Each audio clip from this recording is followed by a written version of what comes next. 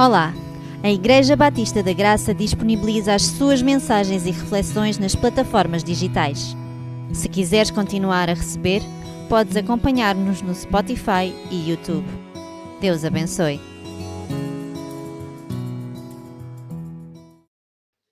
Imagina que Deus age na tua vida de forma tão clara que ninguém duvida, foi Deus que agiu. Estarias contente se Deus fosse glorificado e ninguém reparasse que tivesse sido através de ti? Ou seja, Deus usar as nossas vidas para fazermos alguma coisa e no fim as pessoas dizem: "Uau, Deus foi fantástico." E nós temos sido instrumento e ninguém tem reparado em nós? Será que nós ficaríamos felizes? O título da mensagem de hoje é Não a nós, Senhor. Não a nós. Vamos abrir as nossas Bíblias em Juízes capítulo 7. Juízes capítulo 7. O livro de Juízes descreve um tempo em que não havia rei em Israel. Cada um fazia o que parecia certo aos seus próprios olhos. E esta ideia de cada um fazer certo aos próprios olhos aparece duas vezes no livro para nos mostrar claramente o ambiente espiritual vivido naquela época. Era a decadência total. O povo afastava-se de Deus repetidas vezes. E porque o pecado é sempre uma ofensa contra Deus, o próprio Deus entregava-os aos inimigos para sofrerem opressão. Depois Deus levantava um juiz para libertá-los. E este ciclo de pecado, libertador, restauração, mostra uma verdade, que é Deus estava a chamar o seu povo ao arrependimento. E ao mesmo tempo estava a mostrar uma verdade que atravessa toda a Bíblia. Por maior que seja o nosso pecado, a graça de Deus é sempre maior. Por maior que seja o nosso pecado, a graça de Deus é sempre maior. No capítulo 6 de Juízes, nós encontramos a chamada de Gedeão. Deus escolhe um homem altamente improvável para liderar o povo e promete-lhe a vitória sobre os seus inimigos, os madianitas. Gedeão fica cheio de dúvidas. Ele pede sinais a Deus de que Deus lhe daria a vitória. Quer ter a certeza que Deus iria agir. E é neste contexto de fraqueza humana e da promessa divina que nós vamos entrar no capítulo 7. E vamos ver Deus agir de tal maneira que ninguém poderá confundir de onde vem a vitória. E no fim desta história, cada um de nós vai ficar com esta certeza. Não a nós, Senhor, mas ao teu nome seja dada toda a glória. Então, em primeiro lugar, vamos ver o seguinte: diz não à tua força. Vamos ler o versículo 1. Certo dia, Gedeão e os seus homens levantaram-se cedo e armaram as tendas junto à nascente de Arod. O acampamento dos madianitas ficava a norte, no vale junto da colina de Moré. O exército de Gedeão era bastante numeroso. Estavam perto do inimigo e tudo indicava que a batalha estava prestes a começar. À primeira vista, seria então uma situação normal de guerra, com dois exércitos frente a frente. E é precisamente aqui que Deus intervém. Versículo 2. O Senhor disse-lhe: os homens que tens são demasiados para eu lhes dar a vitória sobre os madianitas. Ficariam a pensar que deviam a vitória a si próprios e não a mim. Então, perante uma batalha que está prestes a acontecer, Deus diz algo inesperado. O teu exército é grande demais. Reduz o teu exército. Então, mas é uma batalha, não convém de sermos mais? Não, o Senhor diz, reduz. Vai contra qualquer lógica militar. Em guerra nós procuramos mais homens, não menos. E Deus faz exatamente o contrário. E a razão, qual a razão de Deus fazer isto? Está no próprio texto, vejam. Se vencessem com um exército grande, Israel pensaria que a vitória vinha das suas próprias capacidades, das suas próprias forças. Quando alguém acha que consegue com as suas próprias forças, deixa de depender de Deus.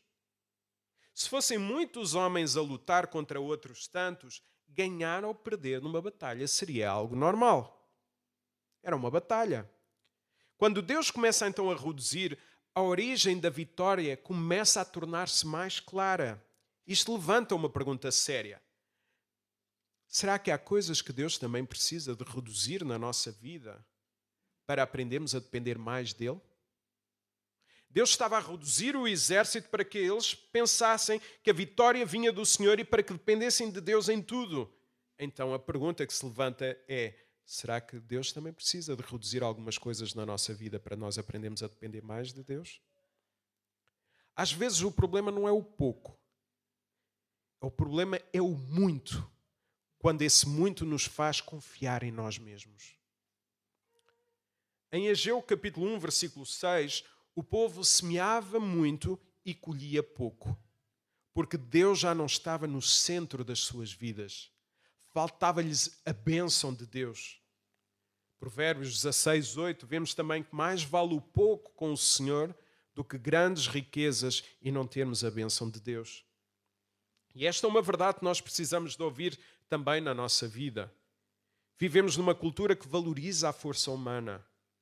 Aquilo que nós conseguimos fazer, aquilo que nós conseguimos alcançar, até para nós podermos mostrar nas redes sociais: vejam o que eu consegui. A minha vida é boa. Olhem para mim, façam os 5 passos que eu fiz. Quanto mais alcançamos, mais pensamos que foi pela nossa força. E às vezes Deus começa a trabalhar precisamente quando nós entramos nesse ponto que eu acho que é pela minha força. Há momentos em que Deus permite algumas coisas na nossa vida para que nós possamos diminuir. Ou seja, às vezes Deus vem e mexe com a nossa vida e os nossos recursos começam a diminuir para nós percebermos o quão devemos depender dele. Às vezes, por exemplo, questões relativamente à nossa segurança. Uma das coisas que eu mais valorizo, segurança. Deus às vezes mexe na nossa vida.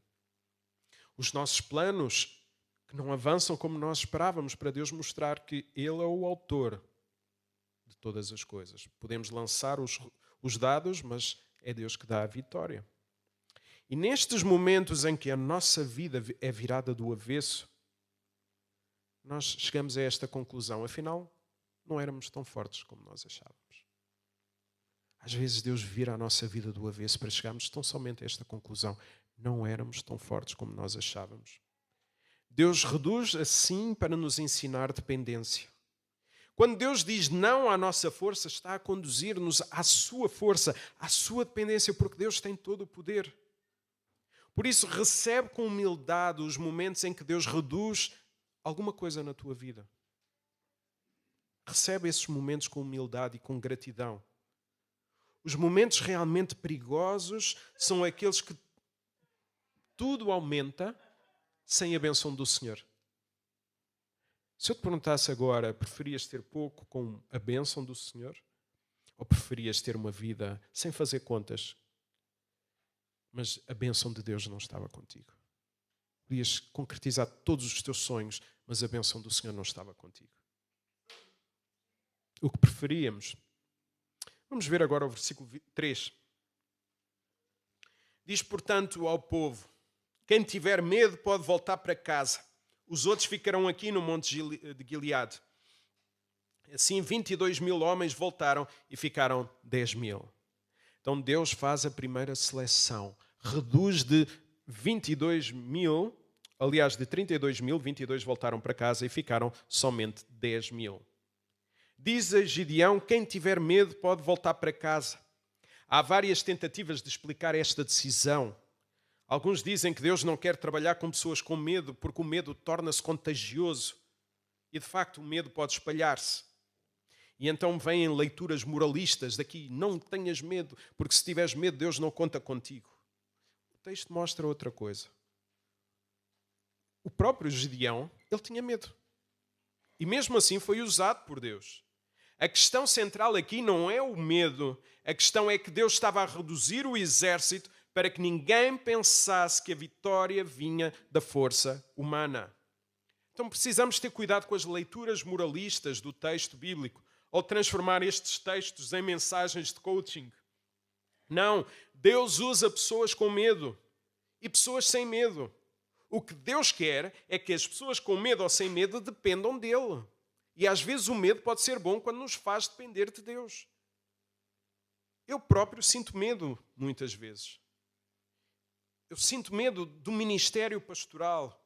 Sinto o peso, sinto medo de ser pastor pela responsabilidade que isso traz diante de Deus, mas também por saber que tenho que prestar contas das vossas vidas. Então, e continuas a ser pastor? Sim, porque ser pastor significa depender de Deus. E quando eu acho que eu tenho capacidades, eu só faço, desculpem a expressão, só faço asneira. Por isso eu sinto que o medo também é bom, porque nos faz depender de Deus. Agora, o medo que paralisa, esse de facto não é bom. Então, Deus usa a fraqueza humana. É bom nós sabermos disto. E é exatamente o que vemos continuar neste texto. Deus ainda não tinha terminado de reduzir o exército. 10.000, se vencesse, ainda podiam dizer, também eram 10.000. Então vamos ver versículo 4 a 7. Então o Senhor disse a Gedeão, ainda tens homens a mais, leva-os a beber água, que eu vou separar os que ficarão contigo. Se eu te disser que tal homem irá contigo, ele irá. Se te mostrar que não deve ir contigo, não irá. Gedeão desceu e então com os homens à água, e o Senhor disse-lhe, todos aqueles que beberem água com as mãos, lambendo-as como os cães, separando-os dos que ajoelharam para beber. Houve 300 homens que beberam água das mãos e a lamberam. Os restantes ajoelharam-se para beber. E o Senhor disse a Gedeão, virei em tua ajuda, e com os 300 homens que lamberam a água, vou dar-te a vitória sobre os madianitas. Diz aos restantes que voltem para casa. Então Deus reduz o exército, mais uma vez, usando a forma como os homens bebiam água. Muitos tentam explicar porquê. Eu já vi coisas... Uau, é preciso ter criatividade para perceber porquê assim, porquê é que lembram, etc. Eu nem vou entrar por aí. É preciso ter muita criatividade. O que importa salientar aqui é que Deus queria que ficassem 300 homens. O texto não dá explicação. O que o texto deixa claro é isto. Deus estava a reduzir o exército ao mínimo.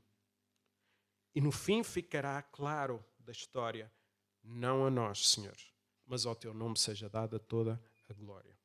Depois desta seleção, o exército ficou extremamente reduzido, 300 homens. Versículo 8. Assim Gedeão mandou os israelitas embora e ficou só com os 300, e esses ficaram com as provisões e as trombetas. O acampamento madianita ficava no vale mesmo abaixo. Então ficaram apenas 300 homens para combater, e eles ficaram com o quê? Alimentos e trombetas. Vamos ser sinceros, os alimentos fazem sentido. Um exército precisa de comer. Agora, trombetas... Não é, de facto, não é muito agradável quando temos um filho a aprender a tocar trombeta, saxofone, aquele barulho e tal. Mas derrotar um exército com trombetas não me parece propriamente uma arma de guerra. Mas Deus já estava a preparar tudo para que ninguém confundisse a razão da vitória. E quando a vitória chegar naquela batalha contra os madianitas, ninguém poderá dizer foi pela nossa força, foi pelas nossas armas. Não, porque quando Deus age... Deus usa os meios que parecem mais fracos aos nossos olhos. É precisamente assim que Deus trabalha. A redução do exército ainda não era o fim do processo de Deus com Gedeão. Então, em primeiro lugar, diz não à tua força. Em segundo lugar, diz não à tua autoconfiança. Vamos ver o versículo 9 até o versículo 11.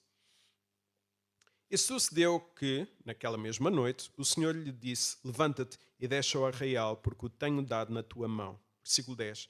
E se ainda temes de descer, desce tu e o teu moço porá ao arraial. Versículo 11. Reparem neste pormenor. E ouvirás o que dizem. Ouvirás o que dizem. E então, fortalecidas as tuas mãos, descerás ao arraial. Então desceu com ele, com o seu moço porá, até ao extremo das sentinelas que estavam no arraial. Então Deus manda Gedeão ir até ao acampamento inimigo para ouvir as conversas deles. Deus sabia que essas conversas iriam encorajar Gedeão. Só o facto de Gedeão se aproximar dos seus inimigos já exigia coragem a um homem que antes tinha medo. Podia ser descoberto a qualquer momento e certamente que morreria. Ao mesmo tempo, vemos também Gedeão a ter fé. Gedeão acreditava que se obedecesse à palavra de Deus, o Senhor estaria com ele e lhe daria a vitória. Não é em vão que o nome de Gedeão aparece em Hebreus 11 como aqueles que viveram pela fé em ambientes difíceis. Gideão foi contado como tal. Ao chegar ao acampamento, Gideão vê algo impressionante. Reparemos, versículo 12. Os madianitas, os amalecitas e as tribos nómadas estavam espalhados pelo vale como uma praga de gafanhotos. E os seus camelos eram tão numerosos como a areia do mar. O texto quer nos mostrar algo muito simples. O exército inimigo era enorme. A imagem é forte, um exército espalhado pelo vale como gafanhotos. Eram imensos, tão numerosos como a areia do mar, que ninguém aqui consegue contar. Certamente isto impressionou Gideão. Nós, 300, contra estes todos. Ui, como é que será? Até aqui, Gideão tinha visto apenas o inimigo. E Deus disse que ele teria de ouvir alguma coisa.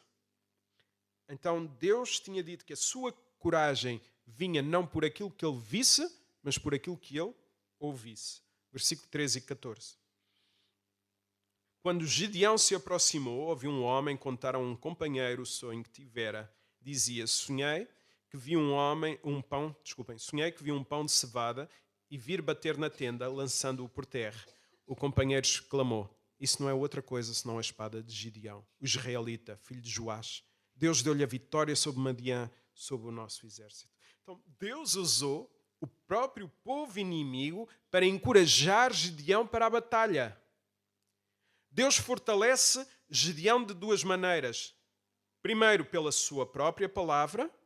Em segundo lugar, pelas palavras inesperadas dos dois inimigos. E Deus muitas vezes encoraja-nos dessa forma, pela sua palavra e pelas palavras, às vezes dos amigos e outras vezes dos inimigos.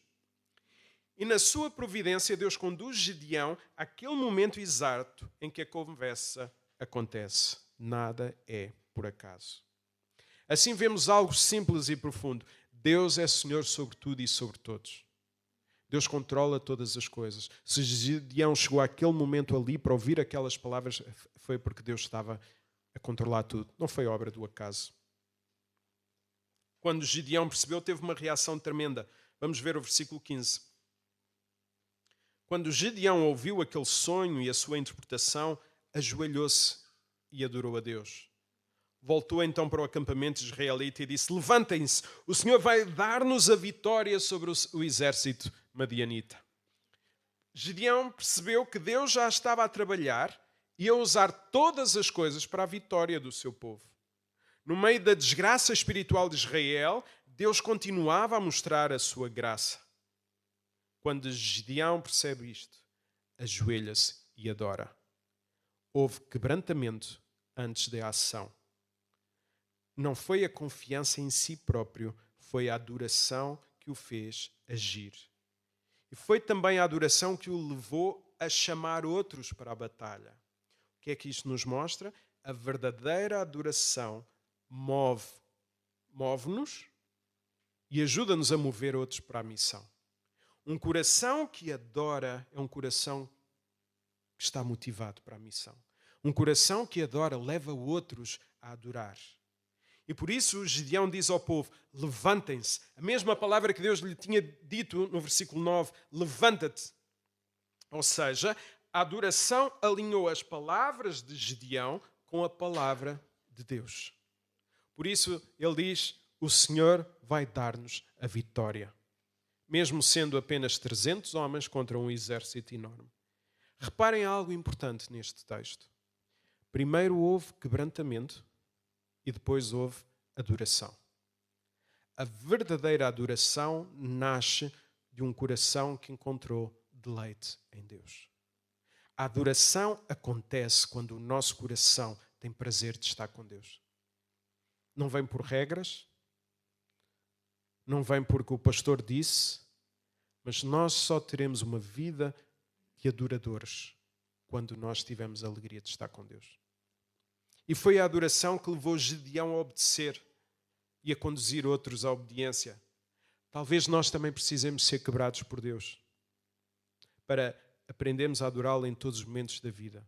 E nós olhamos para os reveses, para os problemas, para as circunstâncias da nossa vida e dizemos que Deus é este, que se Ele me ama, porque é que estas coisas me acontecem, porque é que eu tenho problemas no trabalho, porque é que eu tenho problemas em casa, porque é que eu tenho problemas na igreja, porque é que eu tenho problemas em todo lado. Talvez seja tão simples como dizer: Deus está a quebrar-te. Deus está a quebrar o teu orgulho, Deus está a quebrar o teu eu, para que percebas que tens de depender de Deus. Quando estes momentos de quebrantamento acontecem, nós deixamos de depender de nós mesmos e começamos a depender cada vez mais daquele que tudo pode. Deus quebra o nosso orgulho para levantar adoradores. Muitos imaginam o céu como uma eternidade onde nós não paramos de cantar. E às vezes as pessoas dizem assim: epá, que seca, vamos estar sempre a cantar. Isso não pode ser assim. É uma seca. Sabem porque é que isso acontece? Esta ideia nasce da forma como nós vivemos aqui na Terra. Quando nós reduzimos a adoração aos cânticos ao domingo, nós acabamos por imaginar o céu da mesma forma. Vamos estar sempre a cantar. Porquê? Porque para nós a adoração é sinal de estar a cantar. Em Romanos capítulo 2, versículo 1, vemos que a vida inteira ela é apresentada como um culto. 1 Coríntios 10, 31, vemos que tudo deve ser vivido para a glória de Deus. Então adorar não é só cantar, é ter sempre Deus no centro das nossas vidas. Então é muito mais do que cantar com uma letra projetada. Lembrem-se, o céu não é sobre cantar sem parar. É uma vida totalmente alinhada com Deus. É quando nós vivemos em adoração aqui na terra, quando vivemos uma vida de adoração aqui na terra, nós só vamos almejar estar no céu. Cantando, trabalhando, falando, vendo coisas lindas, porque estamos totalmente dependentes da graça de Deus, porque já não haverá pecado, já não haverá dores, será tudo bom. Quando Deus começa a trabalhar o nosso coração, ao vivermos uma vida de adoração, o nosso orgulho começa a cair. Isto muda até a forma como nós vivemos em nossa casa. Lembrem-se, regras não restauram famílias. Eu nunca vos vou dar os 5 passos para terem uma vida restaurada. Corações transformados, sim, restauram lares. Só um coração quebrado se torna adorador. E só um coração adorador se torna pacificador no lar. Estás com problemas na tua vida pessoal? Estás com problemas na tua vida conjugal? Estás com problemas na tua vida familiar, na igreja? A começar em mim, quebra corações. Cada um de nós possa pedir ao Senhor quebrantamento para que haja adoração. E com um coração adorador, nós iremos motivar também outros a servirem a Deus. E por isso, o mesmo acontece no serviço à igreja. Servir a Deus nunca foi sobre mostrar capacidade. Vejam como eu sou bom. Não. Nem sobre provar que nós somos fortes. Não, nunca foi sobre isso. Servir a igreja é sempre acerca daqueles que Deus usa, que reconhecem a sua fraqueza e que mesmo assim dependem de Deus. O orgulho, o nosso orgulho, transforma o serviço em peso. Porque começamos a achar que tudo gira à volta de nós. Quando o coração é quebrado diante de Deus, o serviço muda. Deixa de ser sobre nós, passa a ser sobre Deus. Servimos não para sermos vistos, mas porque encontramos alegria em obedecer. E quando há alegria, nós serviremos. Quando há adoração, nós serviremos. Então este princípio não se aplica apenas à família ou ao serviço na igreja.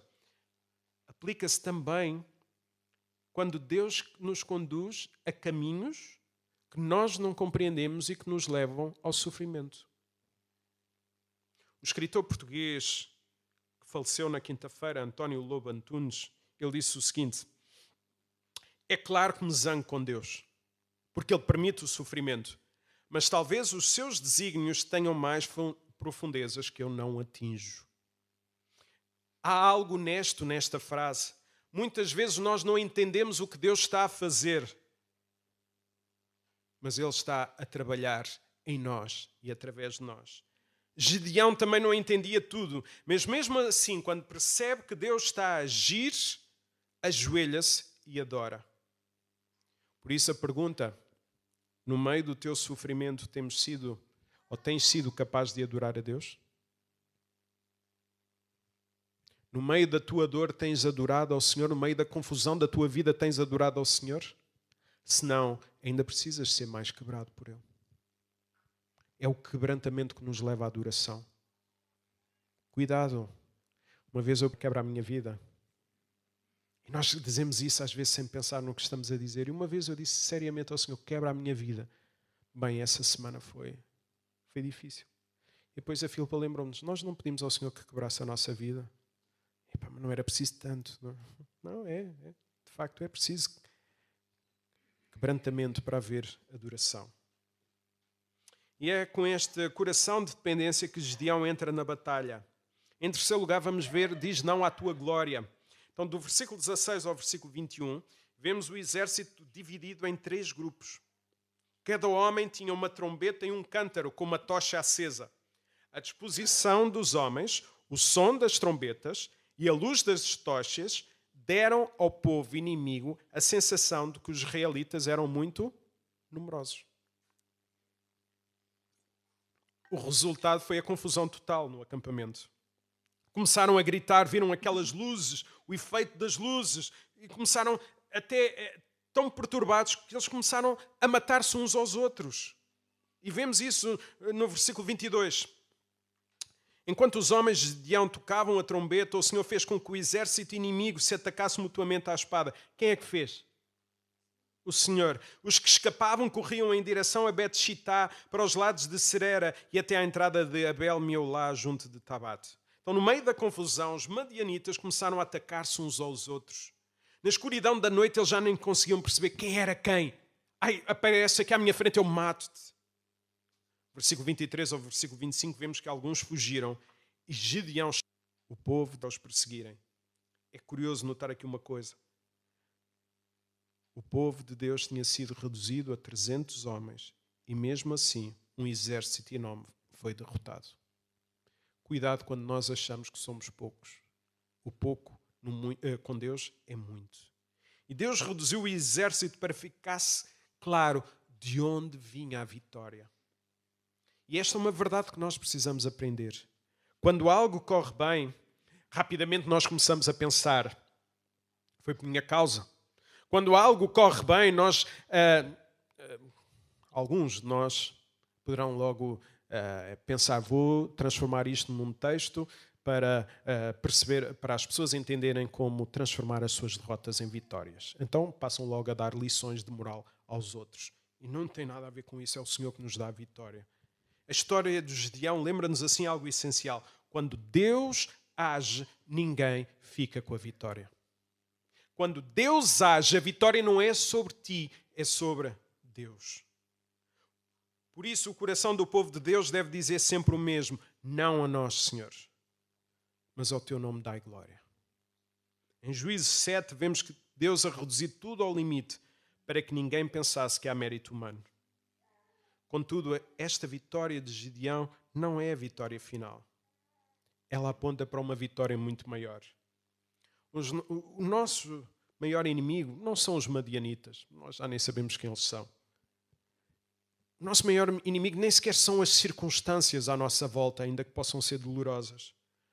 O nosso maior inimigo é o pecado que nos separa de Deus. O meu maior inimigo vai ser sempre o meu pecado, vai ser sempre o meu eu. Nunca são os outros. E diante desse problema, desse maior problema que nós temos, nós devemos saber que ninguém consegue salvar-se a si mesmo. A história não fica por aqui. No Evangelho, Deus faz algo ainda mais radical. Remove qualquer possibilidade de nos salvarmos para que a salvação seja inteiramente obra da sua graça.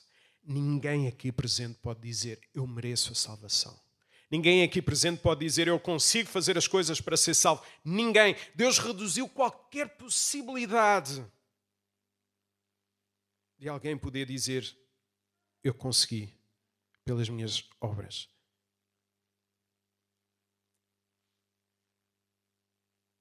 Então Deus remove qualquer possibilidade de nos salvarmos para que a salvação seja inteiramente obra da sua graça.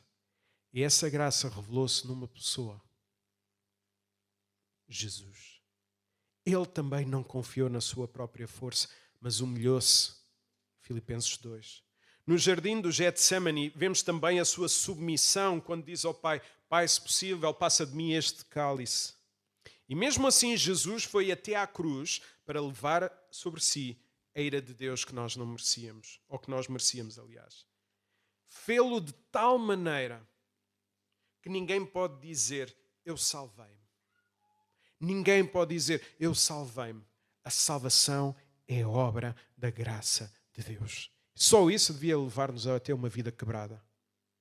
Porque se fosse graça mais obras, nós tínhamos algum tipo de participação. Não é só graça, participação humana, zero. Por isso nós podemos dizer com as palavras de Romanos 11:36, porque dele, por ele e para ele são todas as coisas, glória pois a ele eternamente. Talvez Deus precise quebrar o teu orgulho para que aprendas a adorá-lo. Deixa a murmuração de lado para que haja então verdadeira adoração. Abre o teu coração diante de Deus e diz: Senhor, quebra-me. Molda-me à tua imagem. Quero viver uma vida de adoração como forma de antecipação de como será o céu.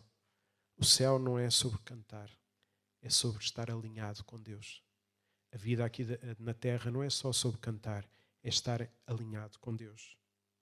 E no fim da nossa história, também só vai haver uma resposta possível. Não a nós, Senhor.